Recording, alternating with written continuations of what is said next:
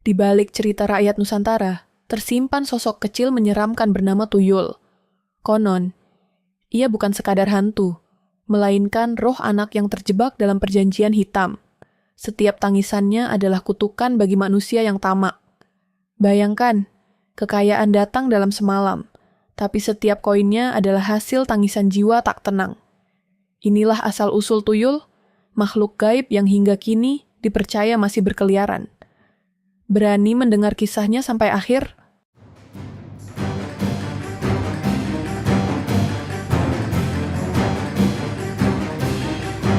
Di sebuah desa kecil yang dikelilingi sawah hijau, hidup seorang lelaki miskin bernama Sarpin. Sejak kecil, ia sudah terbiasa bekerja keras membantu orang tuanya mencari nafkah. Namun, meski tenaganya tercurah setiap hari, hasilnya selalu tak pernah cukup. Keluarganya hidup dalam kesederhanaan, bahkan seringkali harus menahan lapar. Sarpin tumbuh dengan rasa iri melihat para tetangganya yang lebih kaya. Ia sering menatap rumah besar, milik juragan padi di ujung desa dengan perasaan campur aduk. Hatinya penuh hasrat untuk memiliki kekayaan yang sama, bahkan lebih. Sayangnya, usahanya yang jujur selalu terbentur nasib buruk. Ia mulai percaya bahwa rezeki bukan hanya soal kerja keras, melainkan ada rahasia gaib yang tak dimengertinya. Pada suatu malam, ia mendengar bisikan dari orang-orang tua di warung kopi desa. Mereka berbicara tentang makhluk gaib yang bisa membantu manusia meraih harta secara cepat. Nama makhluk itu adalah Tuyul, sosok kecil yang konon berasal dari roh anak yang dipanggil lewat ilmu hitam. Bisikan itu masuk ke dalam hati Sarpin, dan tak bisa ia usir, membuat rasa ingin tahunya semakin membara. Sejak mendengar kisah itu, malam-malam Sarpin menjadi gelisah.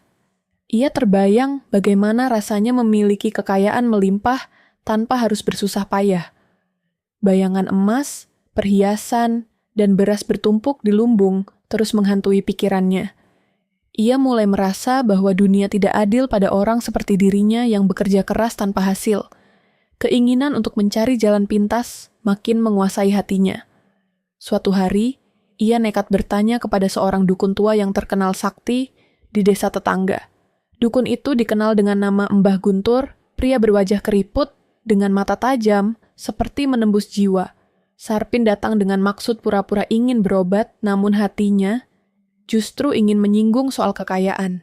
Mbah Guntur seakan mengerti maksud kedatangannya, bahkan sebelum Sarpin membuka mulut. Dengan suara berat dan misterius, Mbah Guntur berkata bahwa ada cara cepat meraih harta. Namun, cara itu penuh risiko karena melibatkan perjanjian dengan roh halus yang kelak akan menagih balasannya. Sarpin terdiam, tapi hatinya penuh rasa penasaran. Dukun itu kemudian menyebut nama Tuyul sebagai makhluk yang bisa dipanggil untuk mencuri harta dari orang lain. Mendengar itu, bulu kuduk Sarpin berdiri, tapi ia juga merasa tergoda. Sepulang dari rumah Mbah Guntur, pikiran Sarpin semakin dipenuhi oleh kata Tuyul. Setiap langkahnya seperti terdorong untuk mengambil keputusan besar. Ia membayangkan dirinya berubah dari lelaki miskin menjadi orang terpandang. Namun, ia juga dihantui rasa takut akan konsekuensi yang pernah disebut sang dukun. Antara rasa takut dan ambisi, hatinya terus berperang tanpa henti. Malam berikutnya, Sarpin tidak bisa tidur. Suara jangkrik di luar rumah terdengar seperti bisikan gaib yang memanggil-manggil dirinya. Ia teringat tatapan mata Mbah Guntur yang seolah berkata bahwa inilah jalannya. Dalam kegelisahan itu, Sarpin membulatkan tekad untuk kembali menemui sang dukun. Keputusan itu membuat dadanya berdebar, seakan ia akan melangkah ke dunia yang sama sekali berbeda. Pagi harinya, dengan alasan pergi ke pasar, Sarpin diam-diam menuju desa tetangga. Langkahnya terasa berat, namun ada dorongan kuat yang membuatnya tak bisa mundur. Sesampainya di rumah Mbah Guntur, ia langsung menyampaikan keinginannya tanpa basa-basi. "Aku ingin kekayaan, Mbah. Ajari aku cara memanggil Tuyul," katanya dengan suara gemetar. Mbah Guntur tersenyum tipis, tanda permainan baru saja dimulai. Mbah Guntur menatap Sarpin lama sekali, seolah sedang menilai seberapa kuat tekadnya. "Jalan ini bukan untuk orang yang setengah hati," ujarnya pelan. Ia kemudian mengambil sebuah kotak kayu kecil berukir simbol kuno dari balik lemari tua. Kotak itu berbau menyengat, seperti campuran kemenyan dan tanah basah. Sarpin menelan ludah. jantungnya berdetak semakin kencang. Dukun tua itu lalu menjelaskan bahwa memanggil tuyul bukan sekadar ritual sederhana. Dibutuhkan pengorbanan, darah, dan niat yang tak boleh goyah. Sarpin mendengarkan dengan wajah pucat, namun ia tidak beranjak. Mbah Guntur berkata bahwa tuyul berasal dari roh anak kecil yang dipanggil melalui perjanjian hitam. Untuk itu, seseorang harus menyiapkan sesaji khusus dan membacakan mantra larangan. Jika kau berhasil, kata Mbah Guntur, tuyul akan setia padamu dan mencuri harta dari siapa saja yang kau perintahkan. Tapi ingat, mereka juga punya sifat seperti anak kecil, nakal dan sulit ditebak. Sarpin hanya mengangguk, meski hatinya masih bergetar.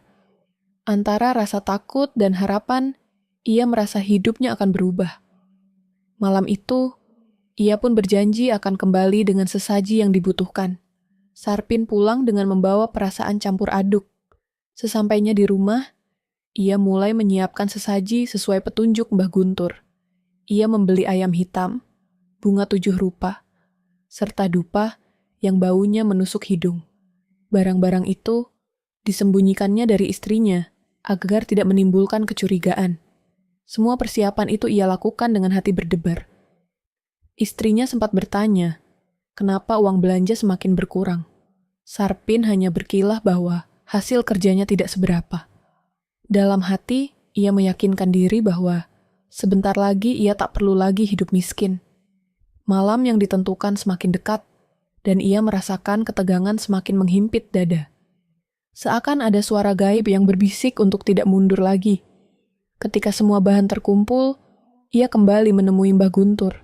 Sang dukun menyambut dengan tatapan puas, karena murid barunya benar-benar siap. Malam ini kita mulai, kata Mbah Guntur dengan suara berat. Sarpin hanya bisa mengangguk. Tubuhnya gemetar menahan rasa cemas. Malam itu adalah malam penentuan bagi jalan hidupnya. Ritual dimulai di sebuah hutan bambu yang sunyi di pinggir desa. Malam itu langit mendung. Bulan tertutup awan gelap, menciptakan suasana mencekam. Mbah Guntur menyalakan dupa dan menaburkan bunga 7 rupa ke tanah. Suara jangkrik dan burung malam terdengar sayup-sayup, menambah suasana angker. Sarpin berdiri kaku, menunggu instruksi. Dukun tua itu lalu menyembelih ayam hitam dan meneteskan darahnya ke dalam mangkuk tanah liat. Aroma amis bercampur kemenyan langsung menyengat hidung. Mbah Guntur membaca mantra panjang dengan suara bergetar. Suasana semakin berat, seakan udara di sekitar mereka menjadi dingin menusuk tulang. Sarpin merasakan bulu kuduknya berdiri. Tiba-tiba, tanah di depan mereka bergetar pelan. Api dupa seolah menari liar, tertiup angin yang tidak berasal dari manapun. Dari balik kegelapan, terdengar suara tangis lirih seperti bayi. Sarpin merinding ketakutan, tapi matanya terpaku ke arah suara itu. Ritual itu benar-benar membangkitkan sesuatu yang tak kasat mata.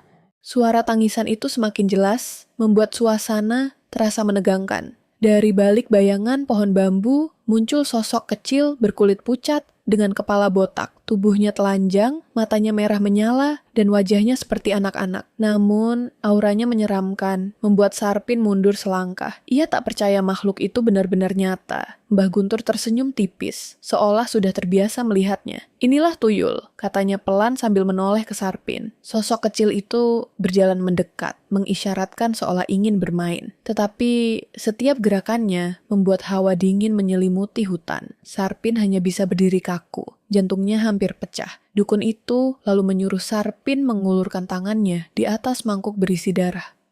Biarkan ia menjilat darahmu, maka ikatan akan terbentuk, ujar Mbah Guntur. Dengan tubuh gemetar, Sarpin menuruti perintah itu. Saat tuyul menyentuh tangannya dengan lidahnya yang dingin, rasa takut bercampur lega mengalir dalam dirinya. Ikatan gaib pun resmi terjalin. Sejak malam itu, hidup Sarpin mulai berubah. Tuyul kecil yang ia panggil kini selalu menampakkan diri di hadapannya. Hanya Sarpin dan Mbah Guntur yang bisa melihat sosoknya. Orang lain tak akan pernah tahu. Makhluk itu menurut. Meski sesekali menunjukkan sifat nakalnya. Ia suka berlari-lari kecil di sudut rumah dan tertawa cekikikan. Awalnya Sarpin merasa takut, tapi lama-lama ia terbiasa. Ia bahkan mulai berbicara dengan tuyul, meski jawabannya hanya berupa tawa kecil. Pada suatu malam, ia menguji perintahnya, menyuruh tuyul mencuri uang dari lumbung juragan padi. Dengan cepat, tuyul menghilang ke dalam kegelapan malam. Sarpin menunggu dengan penuh rasa cemas. Tak lama kemudian, tuyul kembali sambil menggenggam beberapa keping emas.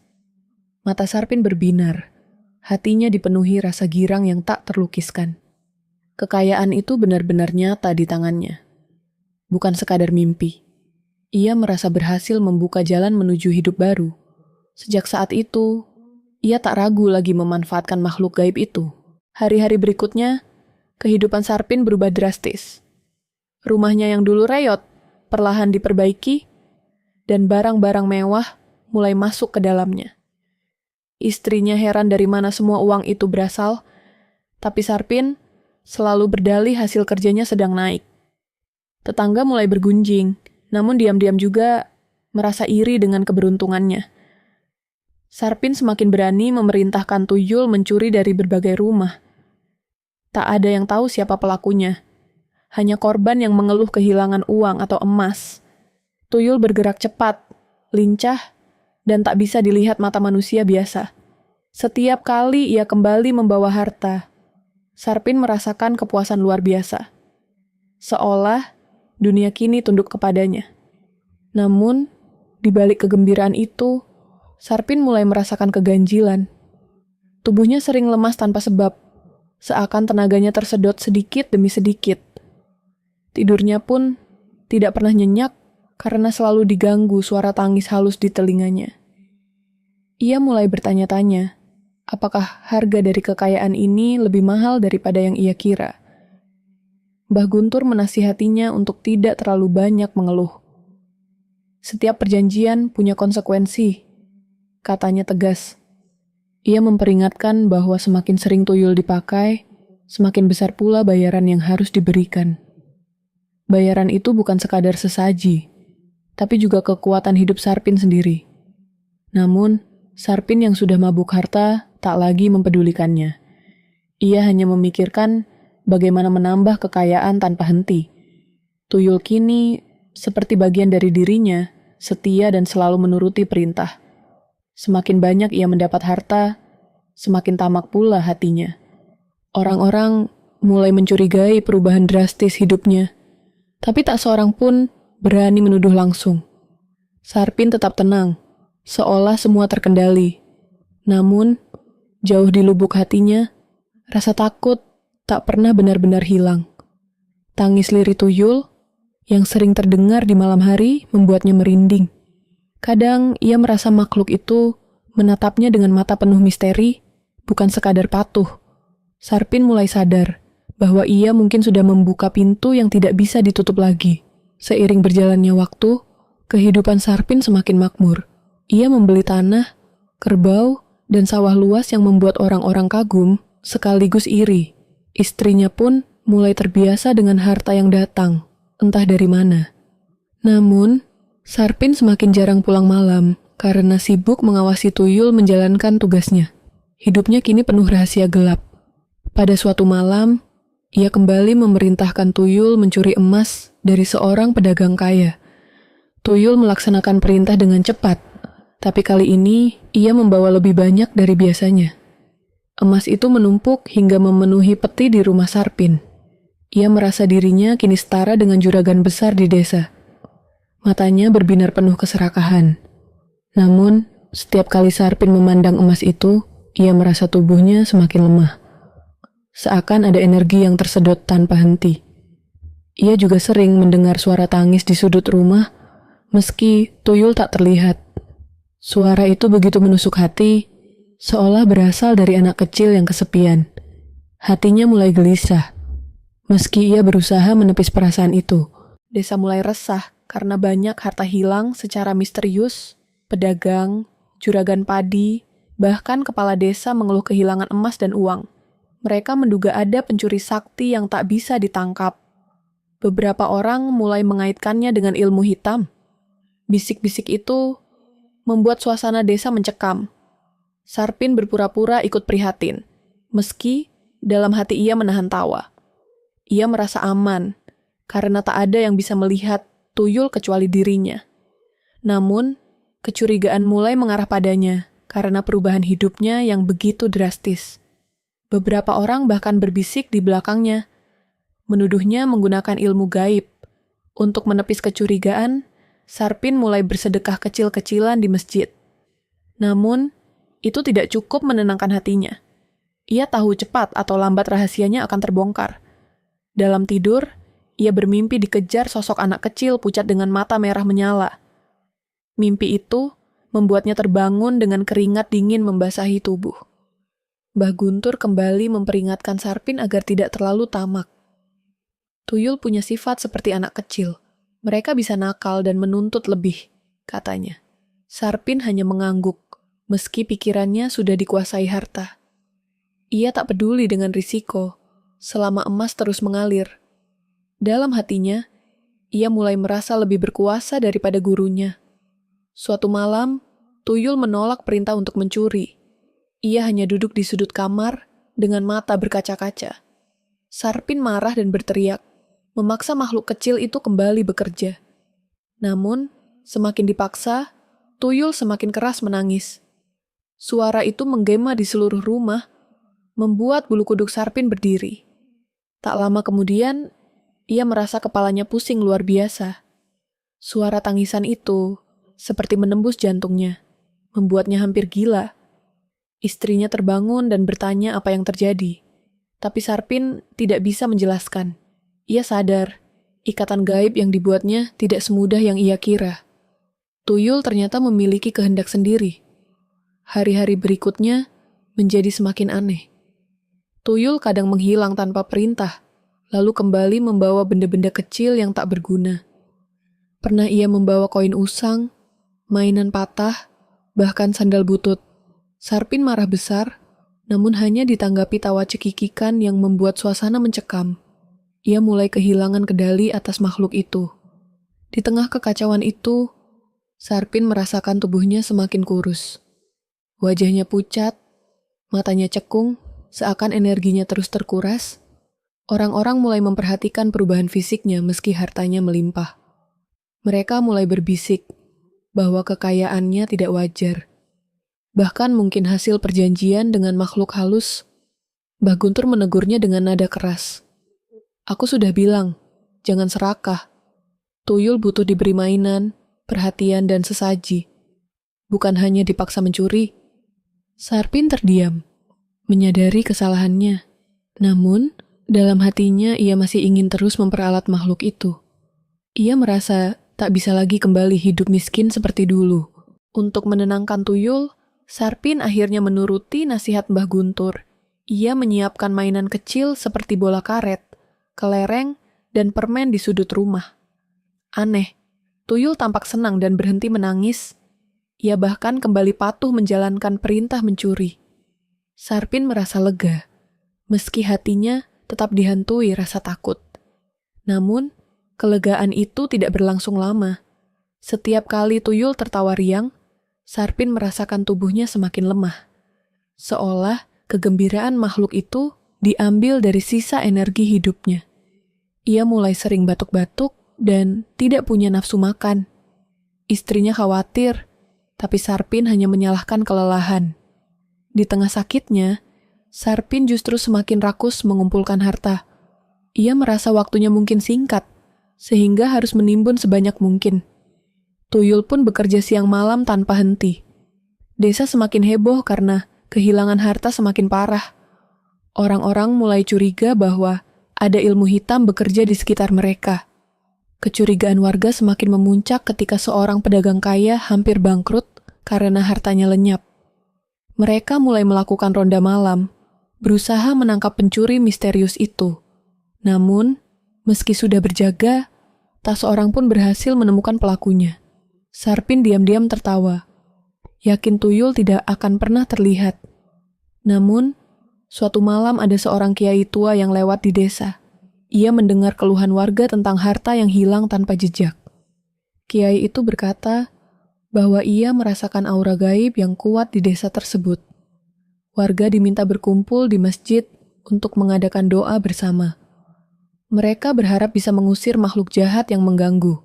Sarpin mendengar kabar itu dengan hati gelisah. Ia tahu doa dan bacaan ayat bisa melemahkan kekuatan gaib. Tuyul pun tampak gelisah, mondar-mandir di sudut rumah sambil menutup telinga. Suara adzan dan doa warga membuat makhluk kecil itu meringis kesakitan. Sarpin mulai takut rahasianya akan segera terbongkar. Pada malam doa bersama, seluruh warga berkumpul di masjid. Suasana penuh harap. Mereka melantunkan ayat-ayat suci dengan khusyuk. Getaran doa itu terasa menjalar ke seluruh desa, bahkan ke sudut-sudut rumah. Tuyul yang ada di rumah Sarpin menjerit kesakitan. Suaranya menggelegar meski tak terdengar oleh orang lain. Sarpin panik melihat makhluk itu berguling-guling di lantai sambil menjerit. Tubuhnya sendiri ikut terasa panas, seolah terbakar dari dalam. Ia mencoba menutup telinga, namun suara doa itu terus menghantam hatinya. Untuk pertama kalinya, ia merasa benar-benar menyesal. Namun, ia sudah terlanjur terikat dalam perjanjian gelap itu. Mbah Guntur datang malam itu, mencoba menenangkan keadaan. Dengan mantra khusus, ia meredakan jeritan tuyul agar tidak terdengar lagi. Ini baru permulaan, katanya dingin. Semakin banyak doa, semakin lemah ikatanmu dengan tuyul. Sarpin hanya terdiam. Wajahnya pucat pasi. Ia sadar waktunya semakin sempit. Sejak malam doa bersama, Sarpin tak pernah benar-benar tenang. Tuyul menjadi semakin murung, sering duduk termenung di sudut rumah. Sesekali ia menatap Sarpin dengan mata kosong, membuat lelaki itu bergidik. Ia mulai merasa bahwa makhluk itu bukan lagi pelayan, tapi beban yang menjeratnya. Kehidupan rumah tangganya pun terganggu. Istrinya mulai curiga melihat Sarpin sering berbicara sendiri. Malam-malamnya diisi dengan suara tangisan yang tak bisa ia jelaskan. Ia berbohong bahwa itu hanya mimpi buruk, namun istrinya semakin yakin ada sesuatu yang disembunyikan. Rumah tangga mereka mulai renggang. Sementara itu, warga desa terus meningkatkan doa dan ronda. Mereka yakin pencuri gaib itu belum berhenti beraksi. Kiai tua bahkan mulai menelusuri rumah-rumah untuk mencari sumber aura jahat. Saat kabar itu sampai ke telinga Sarpin, ia merasa dadanya sesak. Rahasianya sebentar lagi akan terbongkar. Suatu malam, tuyul tiba-tiba menghilang dari rumah tanpa seizin Sarpin. Ia panik mencari ke seluruh ruangan, tapi tak menemukannya. Tiba-tiba, terdengar kabar bahwa warga melihat bayangan kecil berlari di sekitar masjid. Warga langsung heboh, yakin itu adalah makhluk yang mencuri harta mereka. Warga berkumpul dengan obor dan bambu runcing, berusaha mengejar bayangan itu. Tuyul berlari cepat, namun aura doa di masjid membuatnya terhimpit. Tangisan kecil terdengar sayup, membuat bulu kuduk semua orang berdiri. Mereka sadar makhluk itu bukan manusia biasa, melainkan sesuatu dari alam gaib. Sarpin yang mendengar kegaduhan hanya bisa gemetar di rumah. Ia tahu itu adalah tuyulnya, dan kini seluruh desa sudah hampir mengetahuinya. Mbah Guntur mendatanginya dan berkata, "Jika makhluk itu tertangkap, bukan hanya dia yang binasa. Kau pun akan ikut hancur." Kata-kata itu membuat Sarpin semakin ketakutan. Warga semakin bersemangat mengepung area sekitar masjid. Kiai tua memimpin doa dengan suara lantang, membuat suasana semakin mencekam. Tuyul menjerit keras, tubuh kecilnya mulai mengepul asap hitam. Warga ketakutan tapi juga penasaran, sebagian berani mengintip bayangan samar itu. Mereka mulai yakin bahwa pencuri gaib itu benar-benar nyata. Sarpin tak tahan lagi. Ia berlari keluar rumah, ingin menyelamatkan tuyul sebelum semuanya terlambat. Namun, langkahnya terhenti ketika tubuhnya sendiri terasa lemas. Setiap jeritan tuyul seolah merobek jiwanya. Karena ikatan gaib mereka saling terhubung, ia terjatuh di tanah, menggeliat kesakitan. Mbah Guntur berdiri di sampingnya, wajahnya penuh ketegangan. "Aku sudah bilang jangan tamak," teriaknya. Namun, semua sudah terlambat. Doa semakin kuat, dan tuyul menjerit semakin keras. Malam itu menjadi malam penuh rahasia, di mana asal-usul tuyul hampir terbongkar di hadapan seluruh desa. Jeritan tuyul terdengar semakin memilukan, membuat warga ketakutan sekaligus penasaran. Bayangan kecil itu tampak berusaha kabur, namun terhimpit oleh doa-doa yang berkumandang. Asap hitam yang keluar dari tubuhnya mengepul ke langit, menimbulkan bau anyir. Anak-anak kecil yang ikut melihat menangis ketakutan. Desa berubah menjadi lautan kekacauan malam itu. Sarpin masih tergeletak di tanah. Tubuhnya menggigil hebat. Setiap kali tuyul menjerit, rasa sakit di dadanya semakin menjadi-jadi. Ia merasa nyawanya ikut terkoyak bersama jeritan itu. Dengan susah payah, ia mencoba merangkak. Namun tenaganya seolah tersedot. Wajahnya pucat pasi, keringat dingin bercucuran tanpa henti. Mbah Guntur berusaha menghalangi warga agar tidak mendekat lebih jauh. Ia tahu, jika ikatan antara Sarpin dan tuyul putus paksa, akibatnya bisa fatal. Namun, warga yang marah sudah tak bisa dikendalikan. Mereka terus membaca doa dan menyalakan obor di setiap sudut. Lingkaran cahaya mulai menutup jalan keluar bagi tuyul. Kiai tua melangkah ke depan dengan wajah tenang namun penuh kewaspadaan. Ia mengangkat tangannya, membaca doa lebih keras dari sebelumnya. Suara itu seperti guntur, menggema di seluruh desa. Tuyul berteriak, tubuhnya semakin mengecil, seolah ditarik oleh kekuatan gaib yang tak terlihat. Warga menatap dengan campuran takut dan kagum. Sarpin merintih, berusaha menahan rasa sakit yang semakin kuat. Ia menjerit, memanggil nama tuyul dengan suara serak. Dalam hatinya, ia merasa hancur karena makhluk itu bukan sekadar pelayan, tapi sudah seperti bagian dari dirinya. Mbah Guntur mengguncangnya, berusaha membuatnya tetap sadar. Namun, mata Sarpin mulai redup. Di tengah kekacauan itu, tuyul menatap Sarpin dari kejauhan. Mata merahnya penuh kesedihan, berbeda dari biasanya. Untuk sesaat, seolah ada ikatan emosional yang lebih dalam dari sekadar perjanjian. Lalu, dengan tangisan pilu, tubuhnya lenyap di telan cahaya doa. Hanya tersisa suara lirih yang bergema di telinga Sarpin. Ketika tuyul lenyap, tubuh Sarpin terkulai lemah tak berdaya. Warga melihatnya terbaring di tanah, dengan wajah pucat dan mata sayu. Beberapa orang berbisik, mulai menyadari bahwa dialah biang keladi dari semua kejadian. Istrinya berlari menangis, mencoba mengguncang tubuh suaminya agar sadar. Namun, Sarpin hanya bisa mengerang pelan. Mbah Guntur menyadari semuanya sudah terlambat. Ikatan gaib yang diputus paksa telah merusak tubuh dan jiwa Sarpin. Ia tahu muridnya itu akan sulit selamat. Namun, ia tetap mencoba menyelamatkannya dengan mantra penahan. Warga mulai mendesak, menuntut penjelasan tentang apa yang sebenarnya terjadi. Kiai tua maju dan berkata dengan lantang bahwa Sarpin telah memelihara makhluk gaib bernama tuyul. Warga terkejut, sebagian langsung marah, sebagian lagi ketakutan. Mereka tak menyangka tetangga mereka yang dulu miskin rela bersekutu dengan iblis demi harta. Rahasia gelap Sarpin kini terbongkar di hadapan semua orang. Sarpin mencoba membuka mulut. Suaranya lirih, hampir tak terdengar. Ia mengaku semua yang dikatakan Kiai tua benar adanya. Air matanya mengalir, menandakan penyesalan mendalam. Namun, ia berkata, sudah terlambat untuk kembali. Jiwanya sudah terikat, dan tubuhnya kini membayar harga. Warga menatapnya dengan campuran iba dan amarah. Istrinya menangis histeris, tak percaya suaminya terjerumus sejauh itu. Ia menyesali kenapa tidak menyadari lebih awal. Namun, penyesalan itu datang terlambat. Sarpin menggenggam tangan istrinya, berkata bahwa ia hanya ingin membahagiakan keluarga. Tetapi, jalan yang dipilihnya salah besar. Nafasnya terengah-engah, tanda hidupnya kian tipis. Mbah Guntur menunduk, merasa bersalah karena telah menjerumuskan Sarpin. Namun, ia juga tahu bahwa pilihan itu diambil muridnya dengan sadar. Ia hanya bisa menggumam mantra pelan, mencoba meredakan penderitaan. Kiai tua menatap semua warga dan berkata, inilah akibat tamak dan lupa akan jalan yang benar. Malam itu, Sarpin akhirnya menghembuskan nafas terakhir. Wajahnya pucat, matanya menatap kosong ke langit.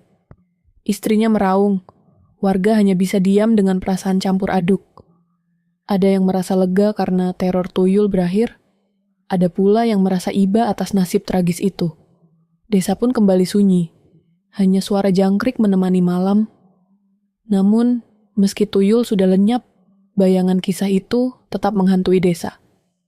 Beberapa warga bersumpah masih mendengar tangisan anak kecil di sekitar rumah Sarpin. Mereka percaya roh tuyul tidak benar-benar pergi. Ia mungkin masih gentayangan, mencari tuan barunya, atau sekadar meratapi nasib. Mbah Guntur pergi dari desa malam itu juga tanpa pamit. Orang-orang yakin ia merasa malu karena ilmunya terbongkar. Ada pula yang menduga ia mencari tempat baru untuk melanjutkan ajarannya. Namun, satu hal pasti, cerita tentang Sarpin dan tuyul menjadi legenda yang diwariskan turun-temurun. Seiring berjalannya waktu, kisah Sarpin menjadi pelajaran pahit bagi warga. Mereka sering memperingatkan anak-anak agar tidak serakah dan menghindari ilmu hitam. Nama tuyul disebut dengan rasa takut karena dianggap simbol keserakahan manusia. Banyak orang percaya bahwa roh itu masih berkeliaran mencari mangsa. Kiai tua berpesan agar warga memperbanyak doa dan ibadah. Harta sejati bukanlah emas atau uang, tapi keberkahan hidup, katanya. Warga mengangguk, berusaha mengambil hikmah dari tragedi itu. Namun, tetap saja rasa takut masih membayangi setiap kali malam tiba. Suara tangis samar sering terdengar, membuat bulu kuduk berdiri.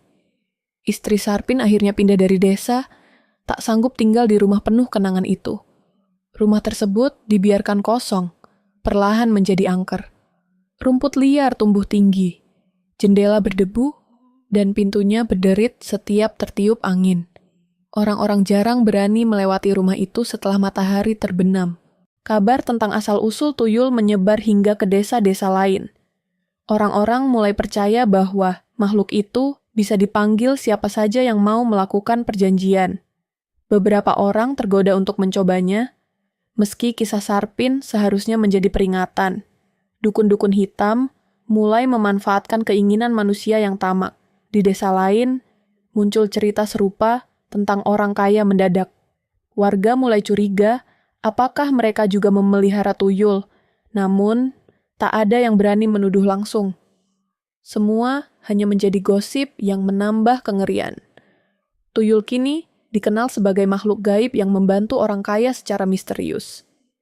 Kiai tua yang pernah menolong desa Sarpin berkelana mengingatkan orang di banyak tempat. Ia selalu berkata bahwa kekayaan dari jalan gaib pasti berujung sengsara. Namun, kata-katanya sering diabaikan. Hasrat manusia untuk kaya cepat selalu lebih kuat daripada rasa takut, dan begitulah legenda tuyul terus hidup. Di balik semua cerita itu, ada rahasia kelam tentang asal-usul tuyul. Konon, ia berasal dari roh anak kecil yang meninggal tidak wajar. Mereka yang dipanggil lewat perjanjian hitam dipaksa menjadi pelayan duniawi. Jiwa mereka tidak tenang, hanya bisa menangis atau tertawa dalam penderitaan. Itulah sebabnya tangisan mereka begitu memilukan. Dukun-dukun hitam memanfaatkan roh itu sebagai alat untuk menuruti keserakahan manusia. Mereka mengikatnya dengan mantra dan sesaji. Semakin kuat ikatan, semakin patuh tuyul pada tuannya. Namun, harga yang harus dibayar adalah tenaga, jiwa, bahkan nyawa dari sang pemanggil. Inilah yang dialami Sarpin hingga ajal menjemputnya.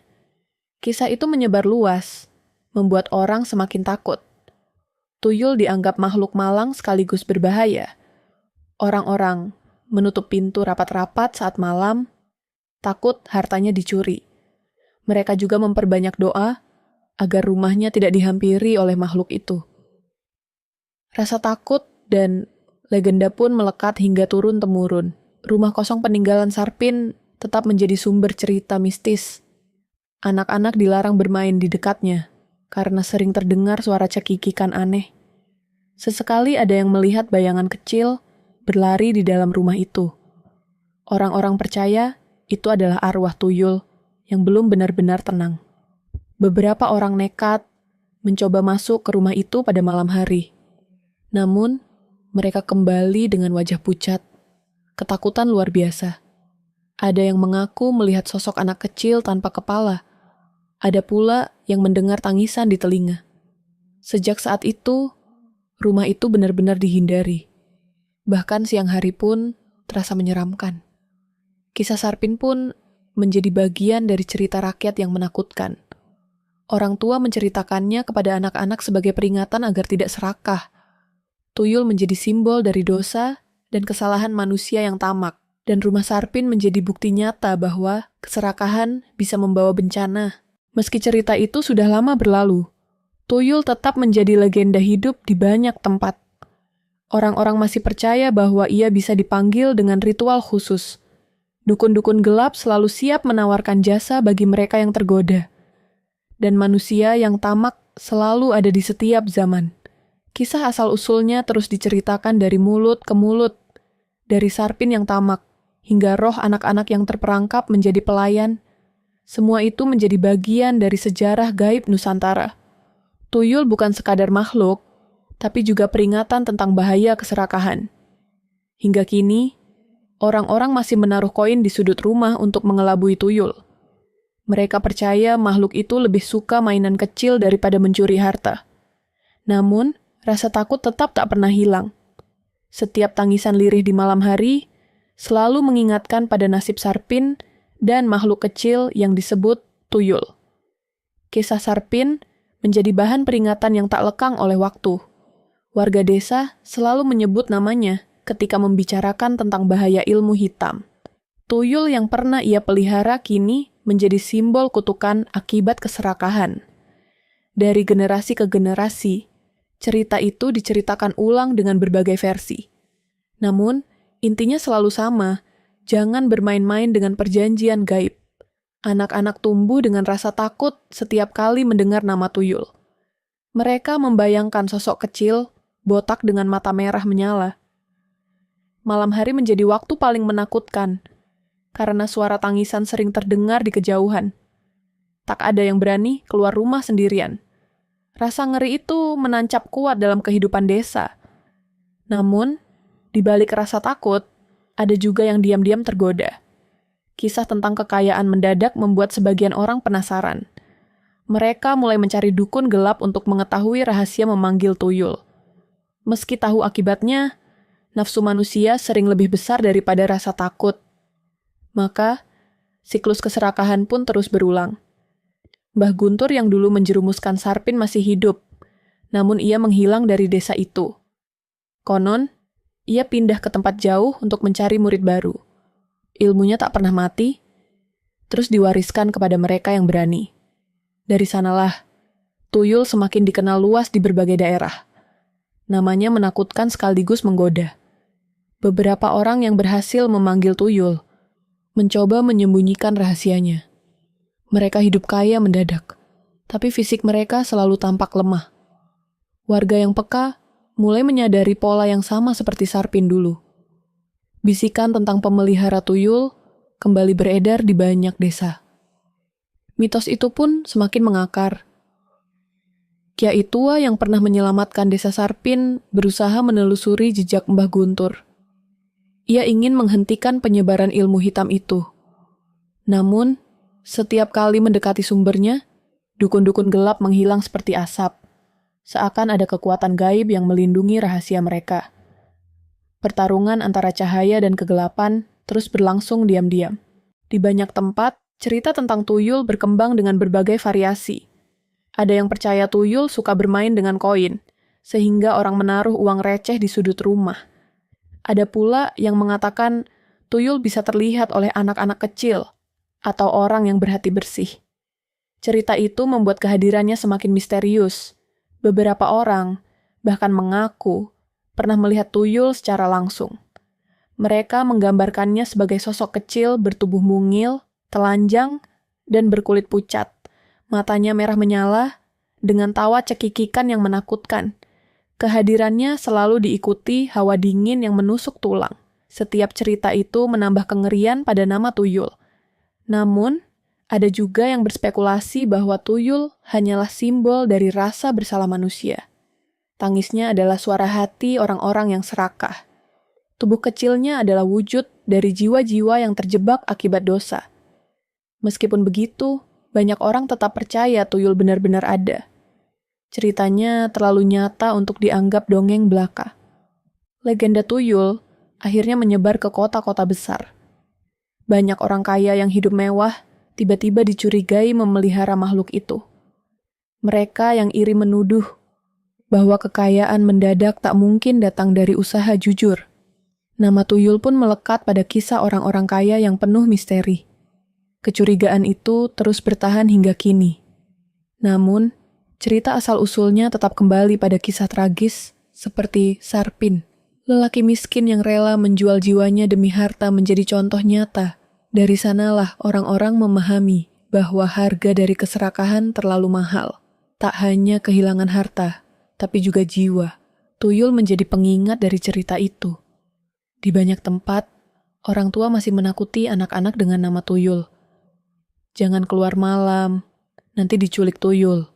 Begitu kata mereka. Meski hanya peringatan, bayangan seram itu terus menghantui. Anak-anak pun tumbuh dengan rasa takut sekaligus penasaran. Legenda itu pun bertahan, tak pernah mati dimakan zaman. Kisah Sarpin menjadi inti dari banyak cerita rakyat. Setiap kali diceritakan ulang, detailnya berubah, tapi pesannya tetap sama. Keserakahan selalu berujung pada kehancuran. Tuyul hanyalah perantara, tapi manusia sendiri yang membuka pintu. Dari sanalah lahir kutukan yang tak bisa dipadamkan. Warga desa akhirnya membangun mushola kecil di dekat rumah Sarpin. Mereka berharap doa yang dipanjatkan bisa menenangkan arwah yang masih gentayangan. Namun, tetap saja ada yang mendengar tangisan lirih di malam hari. Suara itu diyakini berasal dari tuyul yang dulu dipelihara Sarpin. Ia tak pernah benar-benar pergi. Setiap kali suara itu terdengar, orang-orang segera berdoa. Mereka percaya hanya doa yang bisa melindungi dari gangguan makhluk gaib. Rumah Sarpin tetap kosong, ditelan waktu dan cerita-cerita mistis. Hingga kini, orang jarang berani melewatinya. Tempat itu menjadi simbol nyata dari dosa yang tak terampuni. Lambat laun, cerita tentang tuyul menjadi bagian dari kebudayaan. Ia muncul dalam cerita wayang, legenda rakyat, hingga film dan cerita modern. Sosoknya selalu digambarkan kecil, botak, dan menyeramkan. Namun, esensinya tetap sama. Ia adalah simbol keserakahan manusia. Dari situlah kisah ini terus lestari. Orang-orang belajar dari kisah itu untuk selalu bersyukur. Harta memang penting, tapi bukan segalanya. Mereka yang mengejar kekayaan dengan cara haram pasti berakhir sengsara. Sarpin menjadi contoh paling jelas. Namanya dikenang bukan karena kekayaannya, melainkan karena kehancurannya. Meski begitu, rasa penasaran manusia tak pernah padam. Beberapa masih mencoba ilmu hitam demi memanggil tuyul. Mereka rela mempertaruhkan jiwa hanya demi emas dan uang. Siklus itu terus berulang dari zaman ke zaman. Kisah tragis itu pun terus ditulis ulang dalam sejarah gelap manusia. Kiai tua yang dulu menolong desa Sarpin akhirnya wafat dengan tenang. Namun, ajarannya tentang bahaya ilmu hitam terus diwariskan. Murid-muridnya berkelana, menolong desa-desa lain yang diganggu makhluk gaib. Tuyul hanya salah satunya. Masih banyak makhluk lain yang muncul akibat perjanjian gelap. Namun, bagi banyak orang, tuyul tetap paling menakutkan. Sosoknya kecil, tapi kekuatannya besar. Ia bisa masuk ke rumah siapa saja tanpa terlihat, membawa pergi harta benda. Tak ada kunci atau gembok yang bisa menahannya. Hanya doa dan keimanan yang bisa mengusirnya. Cerita itu membuat orang semakin sadar bahwa dunia gaib selalu berdampingan dengan manusia.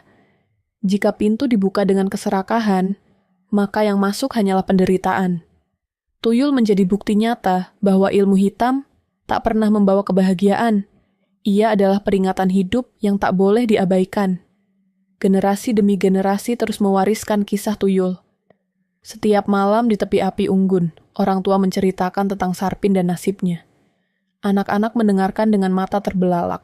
Setengah takut, setengah penasaran. Cerita itu menjadi legenda yang memperkuat identitas masyarakat. Tuyul bukan hanya hantu, tapi juga pelajaran hidup. Di kota-kota, cerita itu berkembang menjadi mitos urban. Banyak pekerja malam mengaku pernah melihat sosok kecil berlari di jalanan sepi. Mereka yakin itu adalah tuyul yang sedang menjalankan tugas. Kisah itu semakin memperkuat keyakinan bahwa makhluk itu nyata. Dari desa hingga kota, namanya tetap hidup.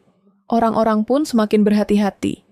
Mereka berdoa sebelum tidur, menaruh koin di meja, dan menutup pintu rapat-rapat. Semua itu dilakukan untuk menghindari gangguan tuyul. Meskipun hanya mitos, ketakutan itu nyata dalam hati mereka. Seakan-akan suara tangisan kecil masih terdengar di balik gelap malam. Di masa modern, kisah tuyul sering dianggap dongeng belaka. Namun, ada juga yang masih percaya sepenuhnya. Mereka yakin makhluk itu tetap ada, hanya saja semakin pandai bersembunyi. Kehadirannya selalu dikaitkan dengan orang kaya yang mencurigakan. Tuduhan memelihara tuyul pun masih sering terdengar. Sejarawan mencoba melacak asal-usulnya, namun tak ada catatan pasti. Yang ada hanyalah cerita rakyat yang terus berubah seiring waktu. Namun, semua cerita selalu kembali pada inti yang sama. Roh anak kecil yang terikat oleh ilmu hitam. Dari situlah lahir makhluk yang disebut tuyul. Meski banyak yang meragukan, kisah itu tetap hidup di hati masyarakat. Ketakutan, penasaran, dan legenda bercampur menjadi satu. Tuyul menjadi bagian dari warisan budaya mistis Nusantara. Ia bukan sekadar hantu, tapi juga cermin dari sifat manusia sendiri. Keserakahan yang menjelma menjadi kutukan. Dan begitulah, kisah asal-usul tuyul berakhir dengan peringatan abadi. Dari Sarpin yang tamak, dari dukun yang gelap, dari roh anak yang terjebak. Semuanya menjadi cerita yang tak pernah benar-benar padam. Tuyul bukan sekadar makhluk gaib, tapi simbol keserakahan manusia yang tak pernah puas. Setiap tangisan lirih yang terdengar di malam hari mengingatkan pada tragedi itu. Setiap koin di sudut rumah menjadi tanda ketakutan yang diwariskan.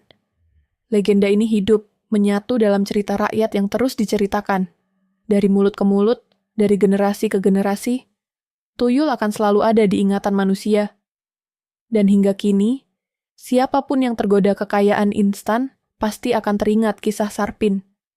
Bahwa jalan pintas selalu berujung pada kehancuran. Bahwa harta tanpa berkah hanyalah racun bagi jiwa.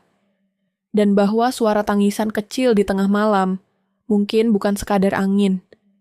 Mungkin itu tuyul yang tak pernah benar-benar pergi.